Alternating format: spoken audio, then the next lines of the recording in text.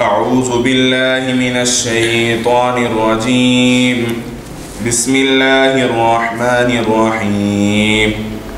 ثم جعلناكم خلائف في الأرض من بعدهم لننظر كيف تعملون.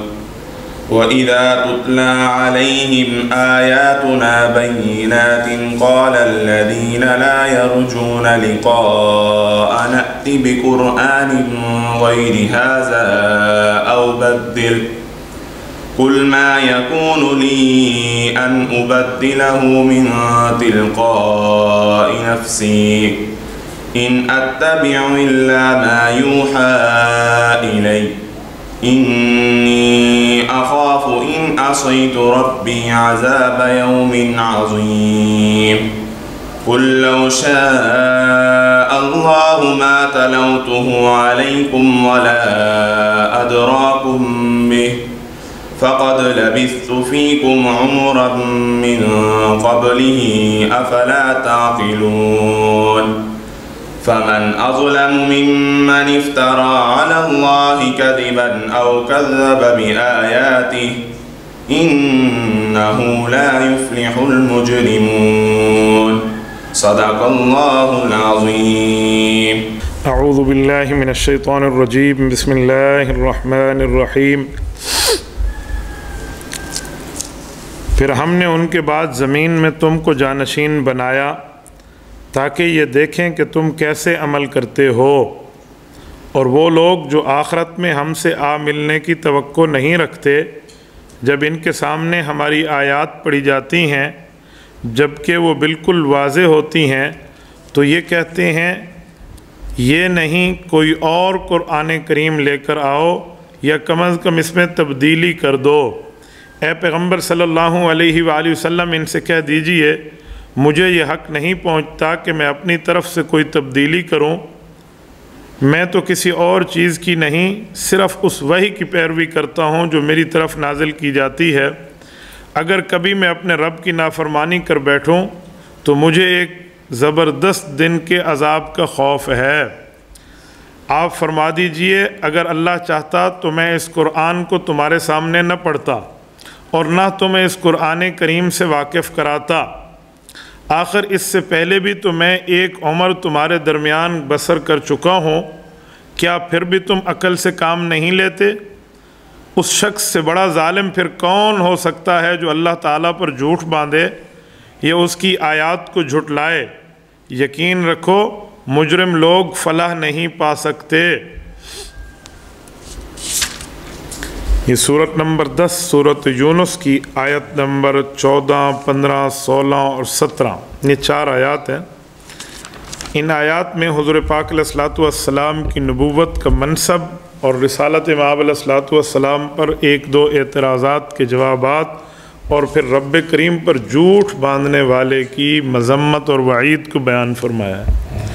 پہلی بات یہ ثم جعلناکم خلائف فی الارض، یہاں سے ایک مضمون سمجھ آتا ہے کہ پچھلی امتوں کو رب کریم نے جو ذمہ داریاں دی تھی وہ ذمہ داریاں ان نے پوری نہیں کی، نافرمانی کی، وقت کے پیغمبر کی مخالفت کی اور اس کے مقابلے میں کھڑے ہو گئے، تو اللہ تعالیٰ نے ان سے زمین کی خلافت کو واپس لے لیا۔ بنی اسرائیل ایسی قوم ہے جب یہ اپنی دھرتی پر موجود تھی اپنے زمانے میں تو وَإِنِّي فَضَّلْتُكُمْ عَلَى الْعَالَمِينَ، قرآن کریم میں یہ اس وقت دھرتی کی بہترین مخلوق سمجھے جاتے تھے، لیکن انہوں نے وہ کام کیا، وہ کام کیے جو بتانے کے بھی قابل نہیں ہیں۔ ان نے کیا سے کیا انبیاء کو شہادت تک ان کے ہاتھوں سے ہوئی ہے۔ وَيَقْتُلُونَ النَّبِيِّينَ بِغَيْرِ الْحَقِّ، قرآن کریم کہتے ہیں ناحق مار رہے ہیں، تو ان سے سب کچھ لے لیا گیا۔ پھر امت محمدیہ کو دیا گیا کہ سب کچھ ہم نے آپ کو دیا ہے اور آپ کو زمین میں ہم نے وارث بنایا اپنی کتاب کا۔ یہ ڈائریکٹ مخاطب رسول اللہ صلی اللہ علیہ وسلم، ان کے صحابہ، امت کے علماء ہیں، اور اس کے بعد پھر امت کا ہر وہ طبقے میں بندہ صاحب ذی علم ذمہ دار ہے جو دین کے بارے میں بات کو جانتا ہے۔ تو فرمایا ہم نے تمہیں دیا ہے تاکہ ہم دیکھیں، دیکھے سے مراد ہے واضح کریں، ورنہ رب کریم تو ہر چیز کو دیکھتا ہے، چاہے وہ ہمارے سامنے ہے یا نہیں ہے یا بعد میں ہو، تو کہا ہم واضح کر دیں کہ تمہارے اعمال کیا ہیں۔ قیامت کے دن امت محمدیہ کو باقی امتوں کے مقابلے میں رب کریم لائیں گے، اور پھر ان کے سامنے ان سے اور ان کے سامنے ان سے گفتگو ہوگی۔ جب امت محمدیہ کے لوگ پچھلی امتوں کی ان باتوں کو سنیں گے کہ وہ اپنے نبی کی آمد کا انکار کر رہے ہوں گے کہ ہمارے پاس تو کوئی نہیں آیا تھا، ما جاءنا من نذیر، کوئی ڈرانے والا نہیں آیا ہمارے پاس، تو امت محمدیہ کا علماء تب کا یہ جواب دے گا کہ رب کریم ان کے پاس تو انبیاء آئے تھے، یہ جھوٹ بول رہے ہیں۔ تو وہ امت محمدیہ سے پوچھیں گی بھی تم تو ہمارے بعد آئے، تمہیں کیا پتہ ہمارے پاس کون آیا کون نہ آیا؟ تو اس موقع پہ حضور پاک علیہ الصلوۃ والسلام کی گواہی آئے گی۔ تو امت محمدیہ اپنی بات کی دلیل میں جملہ کہے گی کہ ہمارے پاس صادق المصدوق پیغمبر صلی اللہ علیہ وسلم تشریف لائے اور انہوں نے ہمیں بتایا کہ تمہارے پاس انبیاء کرام آئے اور تم نے نافرمانی کی ہے۔ وَيَكُونَ الرَّسُولُ شَهِيدًا عَلَيْكُمْ، حضور پاک علیہ الصلوۃ والسلام جو گواہی دیں گے اس سے فیصلہ ہو جائے گا۔ تو یہ ہے رب کریم جو فرما رہے ہیں کہ لِنَنْظُرَ كَيْفَ تَعْمَلُونَ، واضح ہو جائے گا کہ تم اعمال کیا کرتے ہو۔ رب کریم ہمیں خواہش رب کے مطابق عمل کرنے کی توفیق عطا فرما۔ اچھا، دوسری آیات میں ان لوگوں کی بات کو ایک موقف اور بیانیے کے طور پہ پیش کیا گیا ہے جو کفار تھے۔ کفار نے جب دیکھا نا کہ ہم دین کا انکار نہیں کر سکتے تو انہوں نے انکار کی ایک چھوٹی صورت اور نکالی۔ وہ آ کر حضور پاک علیہ الصلوۃ والسلام کہنے لگے کہ ایسا کریں، یہ جو شریعت آپ بتا رہے ہیں نا، یہ قرآن، یہ ٹھیک نہیں ہے، یہ ہمارے مزاج کے مطابق نہیں ہے، یہ ہمیں تکلیف دیتا ہے، ہمارے آرام کو خراب کرتا ہے، ہمارے ماحول کو ٹھیک نہیں رکھتا، لہٰذا اس قرآن کریم کو چھوڑو، کوئی اور قرآن کریم لے کر آئے۔ اگر اور آپ نہیں لاتے نا تو چلو اس میں کچھ تھوڑی بہت ترمیم کر دو، ہم سے مشورہ کر لو، ہم آپ کو بتا دیں گے کہ یہ معاشرے میں نہیں چل سکتا، یہ جو باتیں آپ کر رہے ہیں اس ماحول میں نہیں چلیں گے۔ یہ اس زمانے کے لوگ کہہ رہے ہیں۔ مثلا بھئی آپ کہتے ہیں سارے بتوں کو چھوڑو، ایک اللہ کو مانو، تو بھئی اتنے زیادہ کام ہیں، بچی دینا ہے، بچہ دینا ہے، رزق دینا ہے، زندگی دینی ہے، موت دینی ہے، بیماری ہے، شفا ہے، باقی سارے معاملات ایک اکیلا اللہ کرے گا، تو یہ معاشرے میں لوگ قبول نہیں کریں گے، اتنے زیادہ کام ایک کے پاس۔ ایسا کریں کچھ کام تقسیم کر لیتے، یعنی یہ نظریات حضور کے سامنے لائے جا رہے تھے، بس آپ اس قرآن کریم کو بدل دیں یا اس میں کوئی ترمیم کر لیں، ہم آپ کو مشورہ دیتے ہیں آپ یہ کریں، آپ یہ کریں، آپ یہ کریں، تھوڑی بہت ترمیمی ہو جائیں تاکہ یہ معاشرے میں قابل قبول قرآن ہو جائے۔ آپ اندازہ لگاؤ شیطان کی کتنی بڑی پٹی ہے۔ تو یہ پٹی ان لوگوں کو شیطان نے پڑھائی، اور یہ آ کے وقت کے نبی نہیں، امام الانبیاء کے سامنے آ کر یہ باتیں کر رہے ہیں کہ آپ اس طرح قرآن کریم میں اور اس طرح شریعت میں اور اس طرح دین میں اور مذہب میں آپ تبدیلی فرما لیں اور اس کے بعد آپ لے کر آئیں۔ حضور پاک علیہ الصلوۃ والسلام کو رب نے جو جواب القاء فرمایا ہے، اگلا جواب وہ ہے قُلْ مَا يَكُونُ لِي أَنْ أُبَدِّلَهُ مِنْ تِلْقَاءِ نَفْسِي۔ یہ رب کریم نے فرمایا کہ اے پیغمبر صلی اللہ علیہ وسلم انہیں کہہ دے کہ میں اپنی طرف سے حکم ربانی کو، اللہ کے حکم کو، قرآن کے حکم کو، دین کے حکم کو اپنی طرف سے تبدیل کر لوں، یہ مجھے حق نہیں پہنچتا۔ یعنی اس سے ایک بات واضح ہوتی ہے کہ کچھ باتیں وہ ہیں جس میں پیغمبر علیہ الصلوۃ والسلام رائے نہیں دیتے، وہ اللہ کی بات کو نقل کر کے ہمیں بتا دیتے۔ تو اس سے پتہ چلا نبی شریعت ساز نہیں ہوتا کہ وہ شریعت اپنی طرف سے بنائے، وہ شریعت بتانے والا ہوتا ہے۔ ہاں، بعض انتظامی معاملے ایسے ہیں جس پر نبوت کی رائے جو ہے وہ شرعی رائے ہوتی ہے اور وہ حرف آخر ہوتی ہے، لیکن وہ رائے کی حد تک کی بات نبوت کے مسائل ہے، لیکن جو احکام ہیں وہ اللہ رب العزت خود عطا فرماتے ہیں۔ تو وہ اللہ کے احکام کو رسول اللہ صلی اللہ علیہ وسلم نے فرمایا وہ میں تمہیں بتا رہا ہوں، اپنی طرف سے تبدیلی کے اختیار تو میں اس میں نہیں رکھتا، تو میں تمہیں کیسے اس کو تبدیل کر کے دے دوں؟ ان اتبع الا ما یوحى الی، تم کیا سمجھتے ہو میں اپنی طرف سے قرآن بناتا ہوں؟ میں تو اس وحی کا اتباع کر رہا ہوں جو وحی اللہ نے میرے اوپر نازل کی ہے، اور میں وہی تمہیں جو ہے نا کیا کہتے ہیں وہی تمہیں سنا رہا ہوں جو آ رہے، اس میں کسی کے لفظ کی تبدیلی بھی نہیں ہے، جس کو ہم اپنی زبان میں کہتے ہیں نا کہ قرآن کریم کی زبر زیر میں تبدیلی نہیں ہے، وہ یہ لفظ ہے کہ بھئی میں تو اس میں کوئی تبدیلی نہیں کر رہا، میں تو وہی کا وہی سنا رہا ہوں۔ اور پھر تیسرا جواب دیا وہ بھی اللہ رب العزت کی طرف سے کہ انی اخاف، میں اس بات کا خوف رکھتا ہوں، ان عصیت ربی عذاب یوم عظیم، کہ اگر میں رب کریم کی نعوذ باللہ نافرمانی کر بیٹھوں تو قیامت کے ایک زبردست دن کے عذاب کا پھر مجھے بھی خوف ہے۔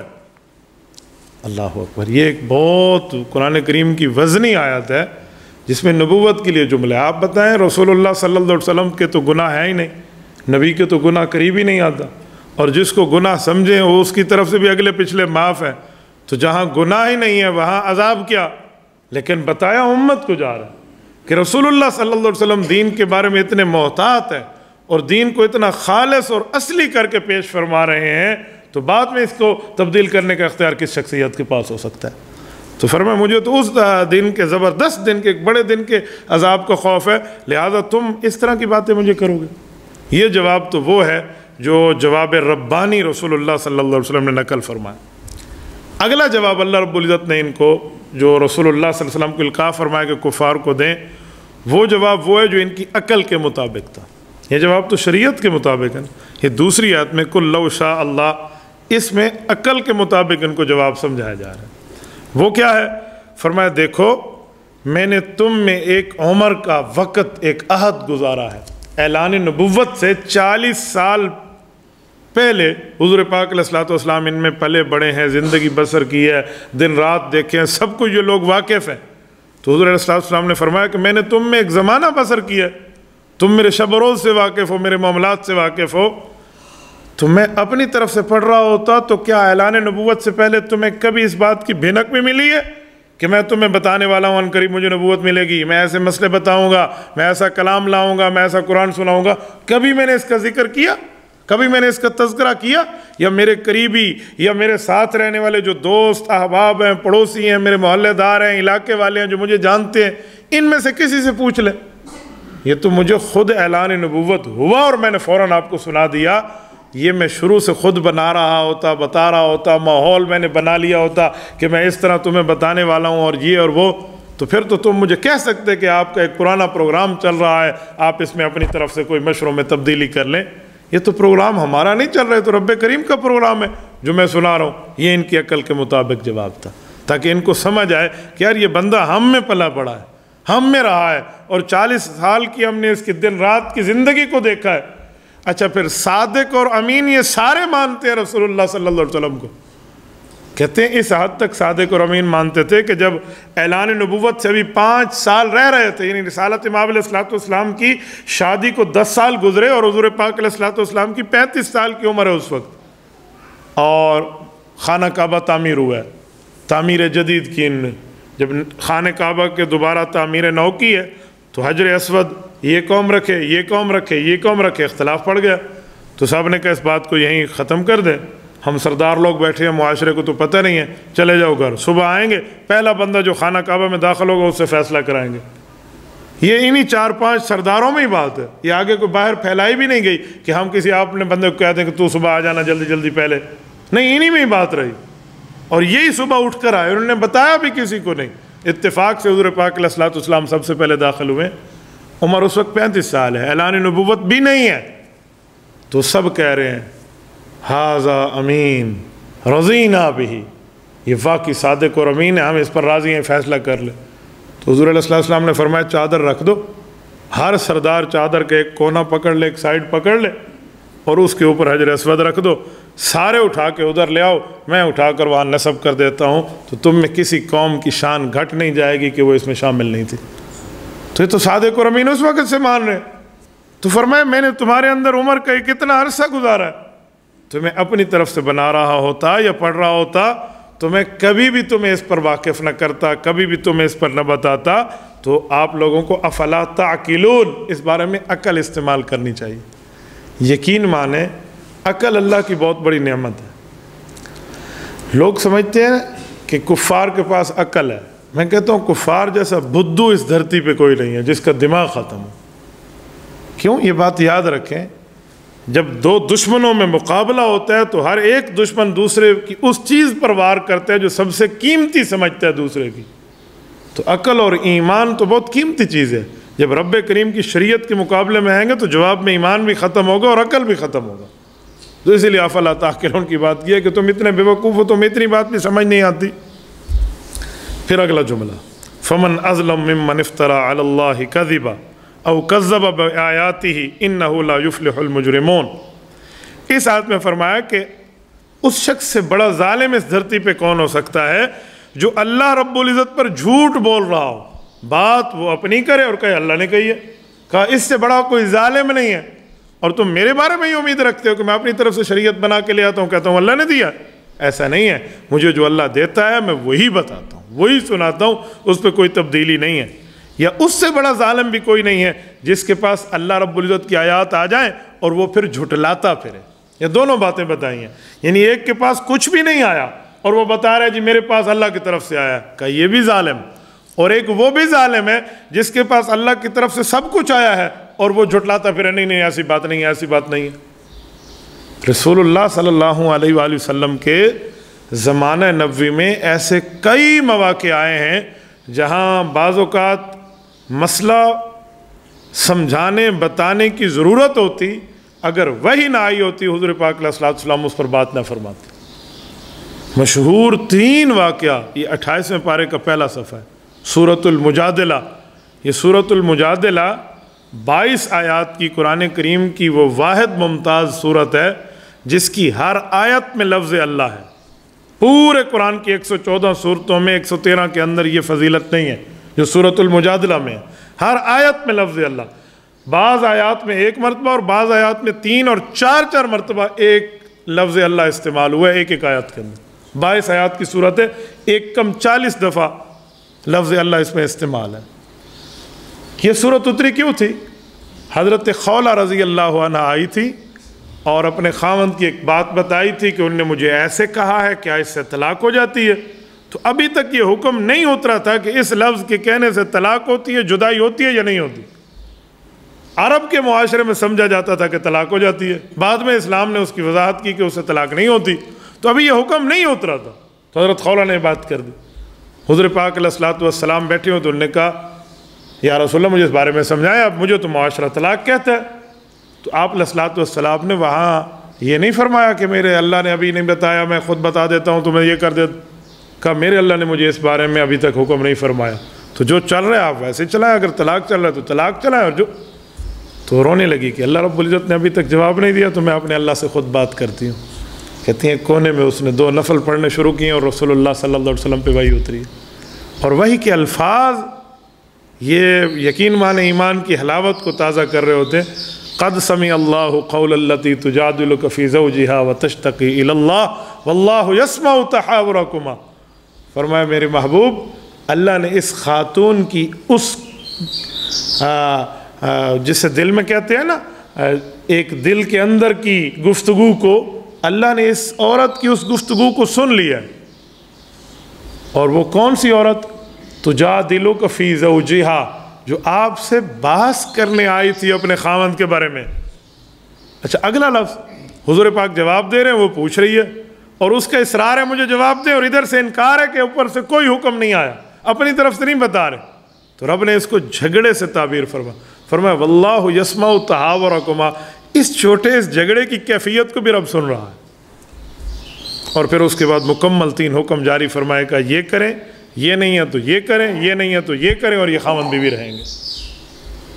یہ قرآن کریم کی صورت۔ اگر اپنی طرف سے بتانا ہوتا تو بتا دیتے نا، لیکن آپ علیہ السلام نے نہیں بتایا، تو یہی فرمایا جا رہا ہے کہ میں اپنی طرف سے قرآن نہیں لا رہا۔ اسی طرح ایک واقعہ ایک خاتون کا اور ہے، وہ ظالمہ تھی مکہ مکرمہ کی جو اللہ پر بکواس کیا کرتی تھی۔ حضور پاک علیہ الصلوۃ والسلام پر وحی اترنا کچھ دنوں کے لیے بند ہو گئی۔ حکمت خداوندی ہے، کیوں بند ہوئی کیوں نہ ہوئی وہ اللہ کا مسئلہ۔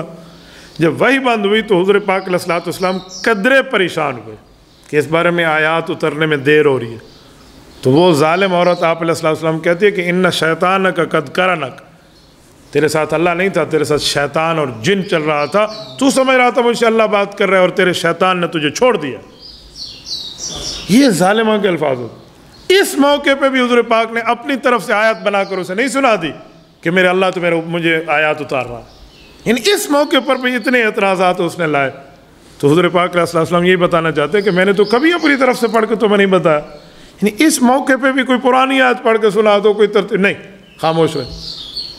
تو اس عورت کی بات کو دل پر ایک صدمہ تو آیا، تو رب نے اس کے جواب میں سورۃ والضحیٰ اتاری، والضحیٰ واللیل اذا سجا ما ودعک ربک وما قلا، یہ اس عورت کا جواب تھا کہ آپ کے رب نے آپ کے بالوں کی اور آپ کے چہرے کی قسم کھا کر کہا ہے اللہ کو تو آپ سے پیار ہے، آپ کے رب نے آپ کو چھوڑا بھی نہیں ہے اور آپ سے دشمنی بھی نہیں کی۔ وہ وہی کیوں نہیں آئی، وہ کیوں آئی، یہ میرا مسئلہ ہے، یہ اس خاتون کے آنے جانے کی کیا بات ہے، یہ رب کریم نے فیصلہ فرمایا۔ اور پھر رسول اللہ صلی اللہ علیہ وسلم کو تسلی دیتے ہوئے حضور پاک کے چہرے کی قسم، حضور کے بالوں کی قسم، رسول اللہ کے زلفوں کا ذکر، اور آخر میں پیغمبر علیہ السلام کو فرمایا وَلَسَوْفَ يُعْتِيكَ رَبُّكَ فَتَرْضَى، دنیا تو دنیا ہے محبوبم، آخرت میں بھی اس وقت تک اللہ پاک آپ کو نوازتا رہے گا جب تک آپ خود نہ فرما دیں کہ میرے مولا میں آپ سے راضی ہو گیا۔ تو آپ علیہ السلام کی سخاوت دیکھیں کہ جب تک میری امت کا کوئی بندہ وہاں رہے گا تو میں تو سفارش کرتا رہوں گا کہ جہنم میں، ہاں جب میری امت نکل کے آ جائے تو میں کہوں گا اللہ میں تم سے راضی ہو گیا۔ اس ایک خاتون کے سامنے آیت نہیں پڑھ دی لیکن پوری امت کی محبت کا درس دے دیا۔ تو اس موقع پہ بھی حضور پاک اپنی طرف سے نہیں پڑھ رہے، تو ان بے وقوفوں کی اس سے بڑی بری بات اور کیا ہوگی جو کہیں تھوڑی سی تبدیلی کر لو، یا اس میں کچھ اور بڑھا دو، یا اس میں کچھ اور گھٹا دو۔ تو کہا فلا تاکلون، تم ظلم اور عقل کے خاتمے والی بات کر رہے ہو، اس معاملے کو ٹھیک کر لو۔ اچھا، اس سے بڑا جھوٹا کون ہے جو خود اللہ پہ جھوٹ بولے کہ میرے پاس آیا ہے حالانکہ آیا نہ ہوتا، یا آ جائے اور اس کو جھٹلائے؟ تو فرمایا اگر ایسی بات ہوگی انہ لا یفلح المجرمون، یہ مجرم لوگ ہیں اور اس مجرم کو کبھی کامیابیاں نہیں ملتی۔ اس کامیابی سے کیا مراد ہے، اس فلاح سے کیا مراد ہے، کامیابی کسے کہہ رہے ہیں؟ کیا لا یفلح المجرمون سے مراد ایک مجرم ہو، ایک وہ بندہ ہو جو شریعت کا مخالف ہو، اسلام کا، دین کا، مذہب کا، ایمان کا، قرآن کا، نبوت کا دشمن ہے، اور اس کو دنیا میں عزت ملی ہے، دنیا میں کامیابی ملی ہے، دنیا میں دولت ملی ہے، دنیا میں راحت اور سکھ ملا ہے، تو لوگ کہیں گے تو کامیاب ہو گیا۔ تو قرآن اسے کامیابی نہیں کہتا، یہ خسران مبین ہے، یہ تو اس کا نقصان ہے کہ اسے دنیا میں مزید نعمت مل کے اسے آزمائش پہ ڈالا جا رہا ہے۔ تو کامیابی وہ ہے جو اس کی دنیا کے ساتھ اس کی آخرت کی بہتری ہو، جسے قرآن کہتا ہے فَمَنْ زُحْزِحَ عَنِ النَّارِ وَأُدْخِلَ الْجَنَّةَ فَقَدْ فَازَ، کہ جو آگ سے بچا یعنی جہنم سے اور جنت میں داخل ہوا، یہ بندہ کامیاب ہے۔ تو کامیابی تو اسے کہتے ہیں۔ تو فرمایا یہ بندے مجرم ہیں جو اس طرح کے اعتراض پیغمبر کے پاس لاتے ہیں، اور ایسے مجرموں کو کبھی اللہ تعالیٰ فلاح کی زندگی یعنی آخرت کی اچھائی کی زندگی ان کو نہیں ملے گی، تو یہ ناکام ہے، اور اس ناکامیوں کی بنیاد پہ ان کا آخرت میں عذاب موجود ہے۔ اور یقین مانیں دنیا میں بعض اوقات بندے کو عزتیں مل جاتی ہیں، راحتیں مل جاتی ہیں، اچھا اور کچھ بھی نہ ہو، آنکھوں کی جو نعمت ہے نا، بعض ایسے ہوں گے لوگ جو آخرت میں اٹھیں گے، دنیا میں ان کی آنکھیں تھی، آخرت میں اندھے اٹھائے جائیں گے۔ 16ویں پارے کے آخری صفحے کی آیت ہے، ایک اندھا اٹھے گا اور اس کو یہ بات یاد ہوگی کہ میں دنیا میں تو آنکھوں سے دیکھتا تھا، تو وہ چیخو پکار کرنا شروع کر دے گا کہ اللہ آپ نے مجھے اندھا اٹھایا، لما حشرتنی اعمی وقد کنت بصیرا، اور وہ بار بار کہے گا فرشتوں کو کہ میں دیکھنے والا تھا، مجھے پتہ تھا سفید سیاہ کیا ہے، آج میں اندھا اٹھایا گیا ہوں، کیوں؟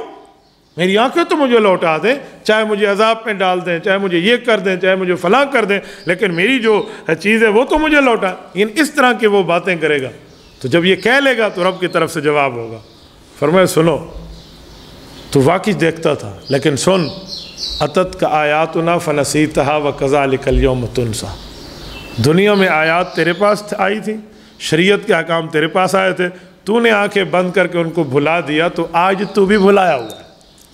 یہ معنی نہیں ہے کہ وہ اللہ سے بھول گیا یا اللہ بھول جاتے، مراد اس کو سمجھانا ہے کہ بس تو بھی پھر بھولا ہوا ہے، بعد میں اس کو آنکھیں ملیں گی، اس کا حساب ہوگا، یہ دیکھے گا اپنے عذاب کو، لیکن ایک وقت اس پر ثابت کرنے کے لیے کام کیا جائے گا۔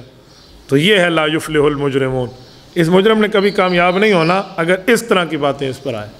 تو اس درس کا خلاصہ 2-4 پوائنٹ میں اگر ہم ایک پوائنٹ پہ نکالیں تو یہی ہے کہ شریعت بنانا یہ رب کریم کا کام ہے، اور شریعت سنانا یہ نبوت کا کام ہے۔ اب نبوت کے وارث علماء ہیں، حکیم الامت مولانا اشرف علی تھانوی رحمۃ اللہ علیہ فرماتے ہیں عالم بھی کبھی شریعت بناتا نہیں ہے، بتاتا ہے۔ کہ ہمارے پاس کئی حضرات آتے ہیں مسئلہ پوچھنے کے لیے، ہم کہتے ہیں حضرت مسئلہ یوں ہے، وہ کہتے ہیں حضرت کوئی ڈھیلا سا بتا دو، تو کہ اس کا کیا معنی، تم یہ سمجھتے ہو کہ اشرف علی گھر میں بیٹھ کے مسئلے بناتا رہتا ہے اور صبح آ کے تمہیں سناتا رہتا ہے؟ تو کہا ہم بناتے نہیں، ہم بتاتے ہیں۔ حضرت تھانوی رحمۃ اللہ کے لفظ ہیں ہم تا والے ہیں، بتاتے ہیں، نون والے نہیں ہیں کہ بناتے ہیں۔ تو اس لیے عالم کو بھی نبوت کی وراثت میں وہی چیز ملی ہے وہی دے گا۔ اور وراثت یہ پھر یہ نہیں ہوتی، مثلا ایک والد سے فوت ہو اور والد سفید ہو رنگ کا اور بیٹا کالا ہو تو کہیں گے کالے بیٹے کو کم وراثت دے دو اور سفید رنگ کے بیٹے کو بڑی زیادہ وراثت دے دو۔ نہیں، وہ وارث ہے، وہ ویسے ہی وارث ہے جتنا پڑھا لکھا بیٹا وارث ہے، ان پڑھ بیٹا وارث ہے، دیہاتی بیٹا وارث ہے، شہری بیٹا وارث ہے، یا رنگ جس کا یہ ہے یا وہ ہے۔ تو اسی طرح نبوت کا مسئلہ بھی ہے، جو نبوت کے وارث ہیں ان میں نہ قوم دیکھی جائے گی، نہ شکل دیکھی جائے گی، نہ رنگ دیکھا جائے گا، نہ دیہاتی شہری دیکھا جائے گا، وہ جو مسئلہ شریعت کو اسے ملے گا وہی بتائے گا۔ تو شریعت بتائی جاتی ہے، بنائی نہیں جاتی۔ بنانے کا کام اللہ کا ہے، بتانا کا کام علماء کرام کا ہے۔ جزاکم اللہ تعالی۔ الحمدللہ رب العالمین والعاقبۃ للمتقین والصلاة والسلام علی سید الرسل وخاتم النبیین۔ ربنا ظلمنا انفسنا وان لم تغفر لنا وترحمنا لنكونن من الخاسرین۔ ربنا آتنا فی الدنیا حسنہ وفی الآخرۃ حسنۃ وقنا عذاب النار وادخلنا الجنۃ مع الابرار یا عزیز یا غفار یا ارحم الراحمین۔ الہی آتی نفسی تقواها وزکیها وانت خیر من زکاها انت ولیها ومولاها۔ وصلی اللہ تعالی علی خیر خلقہ محمد وعلی آلہ واصحابہ اجمعین برحمتک یا ارحم الراحمین۔